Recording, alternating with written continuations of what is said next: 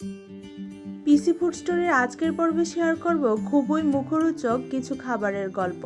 Hello foodies, welcome to PC food story and I am your host PC. এই চ্যানেলের ভিডিওর theme হলো নতুন নতুন খাবার প্রেজেন্ট করা, সেই সাথে খাবারের ব্যাকগ্রাউন্ডের স্টোরি শেয়ার করা।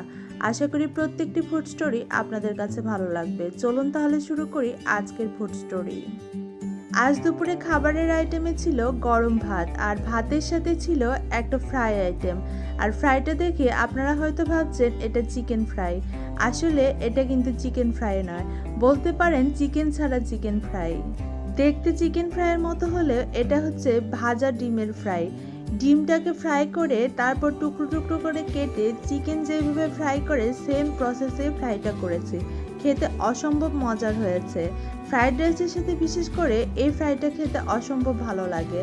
আজকে আমার ছেলেকে টিফিনে ফ্রাইড রাইস করে দিয়েছিলাম, সেটার সাথে খাওয়ার জন্যই এই ফ্রাইটা করেছিলাম। বাকি যা রয়ে গিয়েছিল দুপুরের খাবারের সাথে আমরা খেয়ে নিয়েছি। পরের আইটেম হচ্ছে আমার খুবই প্রিয় পুঁটি মাছের দু পেঁয়াজা। পেঁয়াজ পাতা ও পেঁয়াজ দিয়ে এই দু পেঁয়াজাটা করেছি। বাজারে উঠেছে পেঁয়াজের পাতা, সেই সাথে নতুন পেঁয়াজ, এই দুটো দিয়ে আজকের দু পেঁয়াজাটা তৈরি করেছি। খেতে অসম্ভব মজার লেগেছে। আরেকটা আইটেম হচ্ছে গ্রিন চিকেন। গ্রিন চিকেন আমার ছেলে প্রত্যেকের খুবই প্রিয়, আর বিশেষ করে নান রুটি আর ভাতের সাথে এই গ্রিন চিকেনটা খেতে কিন্তু অসম্ভব ভালো লাগে। ধনিয়া পাতা পুদিনা পাতা দিয়ে আজকের এই গ্রিন চিকেনটা করেছি।